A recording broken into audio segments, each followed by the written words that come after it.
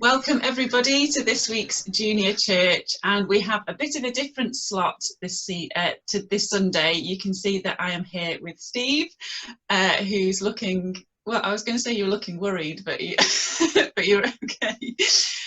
So we are going to play a game called Ask the Vicar. So you may have seen either via your grown-ups emails or on Facebook that we've been inviting you to ask Steve any questions that you want. But before we get into Ask the Vicar, we'll start with a little warm-up, a quick fire round called Which Would You Rather, okay? So Steve, you just got to say which one you would prefer. It might be things that you haven't done before, but if you were given that opportunity, which would you do? Okay. Okay. Right, nice easy one to start. Okay, chocolate or crisps? Chocolate. Cinema or bowling? Cinema. Cats or dogs? Dogs. Gerard or Salah? Gerard. Beach or mountains? Ooh. Well, that's a 50-50. A quiz or karaoke? Oh, quiz. I thought you All day long. thought you might say that. Where's night karaoke? Burger or pizza? Ooh, pizza.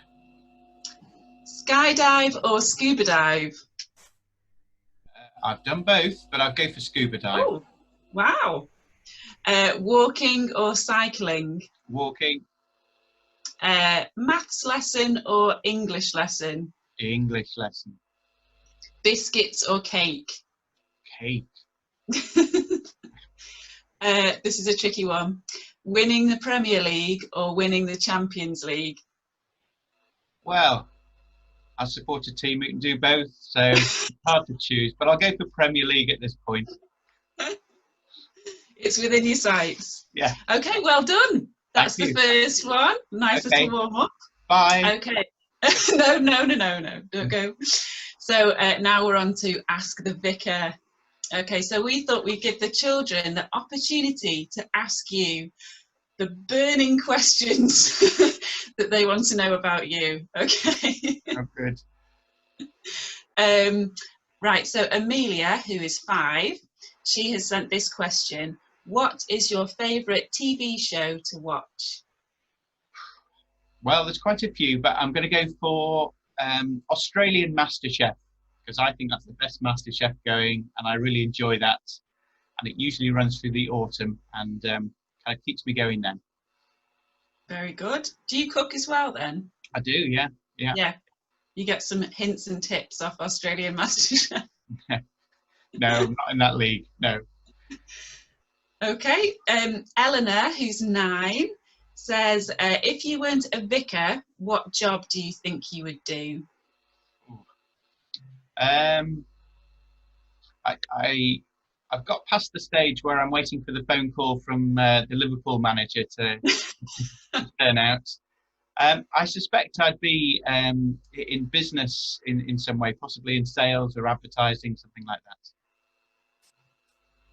that. This question isn't really from a child, but Dave, who's 36, also sent a question in. In your opinion, who do you think would win in a fight, a bear or a shark? Well, I'm surprised that Dave would ask a question like that, because context is everything. If they were fighting in the water, the shark would win. If they're fighting on land, the bear would win. Excellent answer. Lily, who's 9, asks, do you have any brothers or sisters? I have 2 younger brothers, Andrew and Stuart. And did you get on when you were growing up? We got on quite well, yeah. Yeah. Although when we were playing games, it was always those 2 against me, whatever games we were playing. So that was the way that kind of it felt. Yeah. Joe, who's 11, has asked you a football question. So he said, who do you think are going to win the league? And is it Liverpool's year? Joe, I think I can guess how you're going to answer this one. I've got to say, Joe, that's the best question that I've been asked today. Quality question.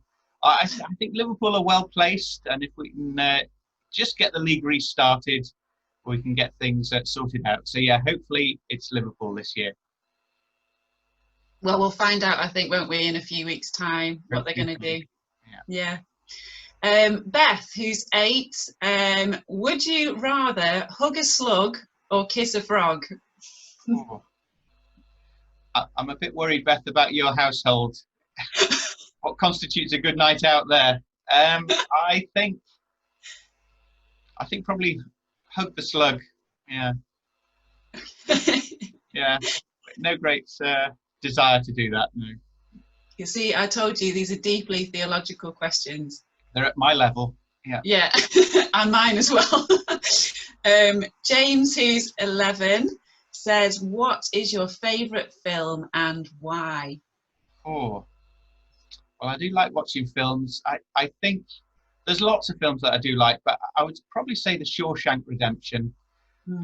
I like that because it's, in many ways, it has some big themes in life. So it shows how unfair life can be at times, but also how resilient we can be as human beings. And it's a message in the end of redemption and of hope and of triumph over adversity. So I think there are some really, good principles, good themes in that film.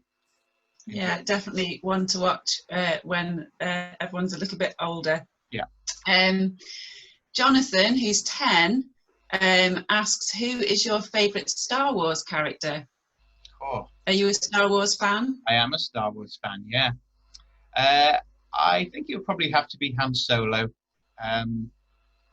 Going back to, well, when I was a kid, when the first film came out, and yeah, I think he was kind of the bit of the hero in that film. That stuck with me.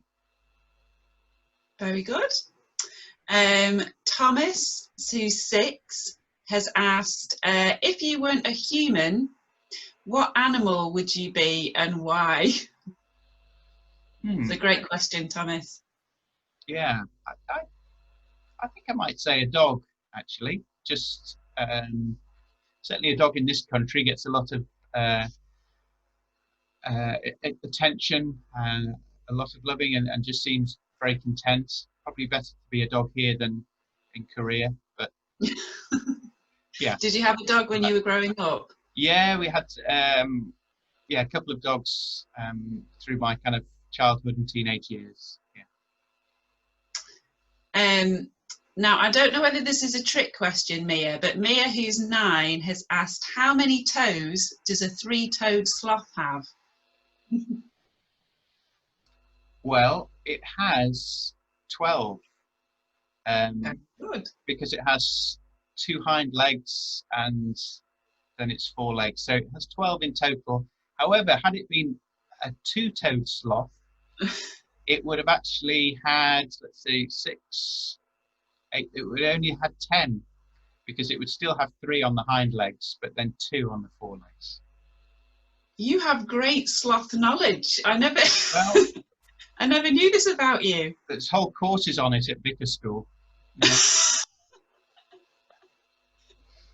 I wonder what you've been writing your dissertation on. Thank you. I don't know, Katia, who's 9, I don't know whether you have one of these, but she asked me, who is your favourite YouTuber? Oh, Katia, that's a good question. And actually, I don't have one. So I'm actually quite careful about how much time I give to things like social media, just because I know that if I started to get into something, it would take a lot of my time and kind of take away from other things that I perhaps want to be getting on with, or I just think are more important for me. So yeah, I do try and be careful about what I'm doing. So I wouldn't say I have a favourite YouTuber. Yeah. I'm okay. And last, I think, for that. And last question from Imogen, who is 8, and she says, "Do you think there is a McDonald's in heaven?" I don't know for sure, but I suspect not.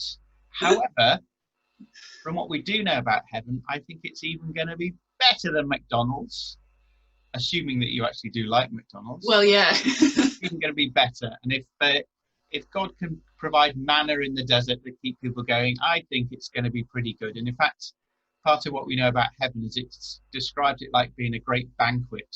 And I'm a big fan of banquets. So looking Yes, forward me to that. too. Yeah. Thank you. Well done. Okay. Yeah. Ask the Visit is complete. Are you Excellent. sweating? Excellent. You made it through, and thank you to all of the children who sent in your wonderful questions. I think we've learned a bit more about Steve, and especially about his knowledge of sloths, which was a complete surprise to me.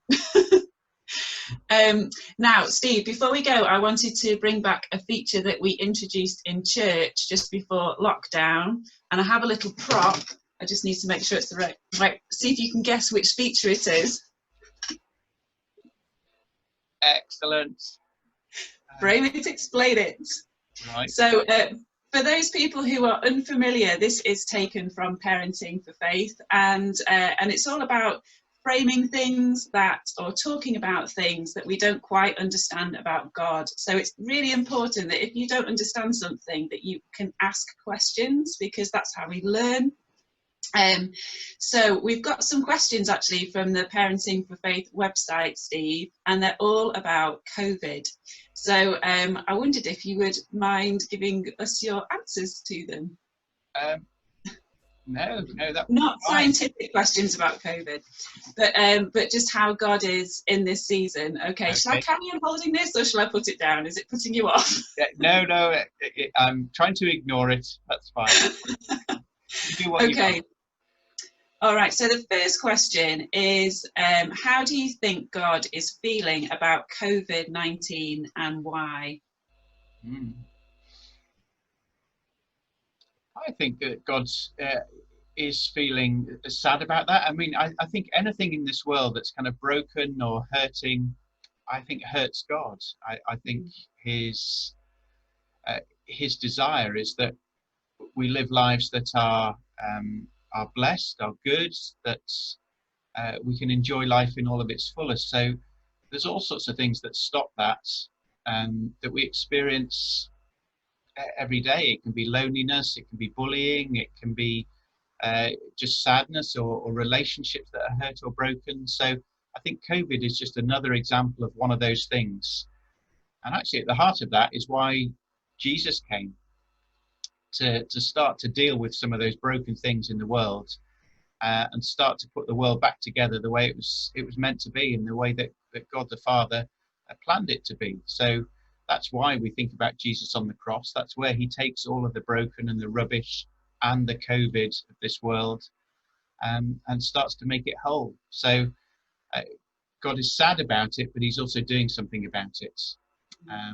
And today he does something about it still through people and through Christians as well. So people like you and me, those moments, those acts of kindness or goodness, the moments where we're praying for those in need, those are moments that are God moments that are bringing his kingdom at this time. Yeah, thank you. And that's something we've been really encouraging the children to do in junior church, is to spread love and kindness to others during this time. So thank you. Great answer. All right, last one. I like this one. What do you think Jesus would do with his day if he was socially distancing like we are at the moment? I suppose he could always go for a walk on a lake. You probably wouldn't have too much company there. I think also, actually, in the Bible, it says that quite often Jesus wanted to self-isolate, as it were. So he was incredibly busy and incredibly popular. So he was always in the middle of crowds, and people wanted to see him. But time and again in the Gospels, it tells us he got up either really early so he could go out alone. He would often go up hillsides or mountainsides on his own, so he could think, he could pray. And I think that's what Jesus will be doing kind of in this kind of time of self-isolation. He would be making sure that he's connected to his Father, because if he's connected to his Father, that kind of gave him the strength for whatever he was facing. And I think that's probably true for us today as well. If we can stay connected to God, in however we do that best, then that's going to help us and give us strength to get through this time of COVID and the time of isolation that we're facing. Yeah, well, thank you. I will put this down. Okay. Because we're done. Thank you so much. Thank you for answering all of those questions that the children sent through, and it's been great just to chat to you and get to know you a bit better. And yeah, I will let you go and hug a slug. Thanks. Well, you can go and kiss the frog. All right, thanks, Steve. So, thank you. Bye now. Bye.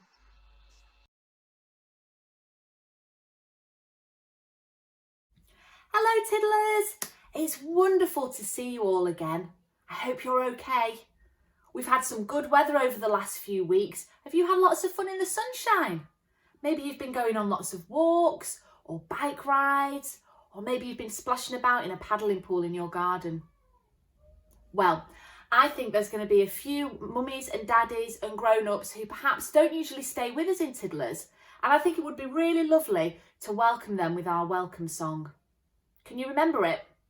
Let's sing it as loud as we can so they can all hear us.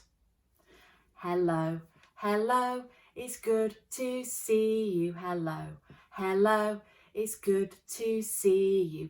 I must say you make my day. Hello, hello, hello. Well done, that was brilliant. Now, I've got a story that I would like to share with you today, but before we do, I think we should play our game. Can you remember what game we play after our welcome song? That's right, we play What's in the Box, and I've got a box here with some things in it that I need for my story. So, are you ready to play? What's in the box? What's in the box? E-I-R-D-O, what's in the box? Faster! What's in the box? What's in the box? E-I-R-D-O, what's in the box? Brilliant! Now then, let's have a look inside our box. We've got 1, 2 elephants. Can you make a sound like an elephant? Brilliant, we've got 2 elephants. Now, what else do we have? We have 1, 2 giraffes. And there's some more animals here. Look, we've got 1, 2 lions. Wow, lots of animals in here. And we've got this little man here. I think we'll call him Noah. And my story today is about a man called Noah as well. This is Noah. Noah lived a really, really, really long time ago. He was more than 500 years old. Noah was a good man and he was friends with God. Everyone else in the world were mean and bad and had forgotten about God, but Noah was faithful to God. God was sad that the world was so bad, but he knew he couldn't leave it like it was. So he told Noah his plan to flood the world, but he promised to keep Noah safe. Then he asked Noah to build a boat, a very special boat, a very big boat with lots of rooms in it. This boat was called an ark. Noah worked hard day and night, chopping and sawing and hammering and building the boat, the biggest boat he'd ever seen. At last the ark was finished. As Noah admired his work, animals began to come to him. God sent animals, 2 of each, to the ark, and they all climbed aboard. Noah and his family went inside too, and then God shut the door. It was very noisy in the ark with all those animals, but even so, they could hear the drip, drip, drop of the rain. And the drip, drip, drop didn't stop for ages. In fact, it rained for 40 days and 40 nights. The rain kept falling on the earth and the waters kept rising and rising. As they rose, they lifted the ark high above the earth. The water was so high, the entire earth, even the mountains, were covered. But Noah and his family and all the animals were safe inside the ark. Finally, the rain stopped. Noah opened a window and sent out a dove to look for dry land. It came back with a branch it had found on a tree, so Noah knew the flood was over. Eventually, the waters began to dry up. The ark came to rest on dry land, and Noah praised God, thanking him for keeping him safe. Then God put a beautiful rainbow in the sky. The rainbow was a sign to Noah of God's promise never to flood the world again. The end. What an amazing story. Can you imagine being Noah in that story? Being asked to do something really, really big, but not really knowing why you have to do it. Noah had to spend weeks and weeks and weeks inside a boat with his family and lots of smelly animals. And he wouldn't have known why he had to do that. Maybe you feel a bit like that at the moment.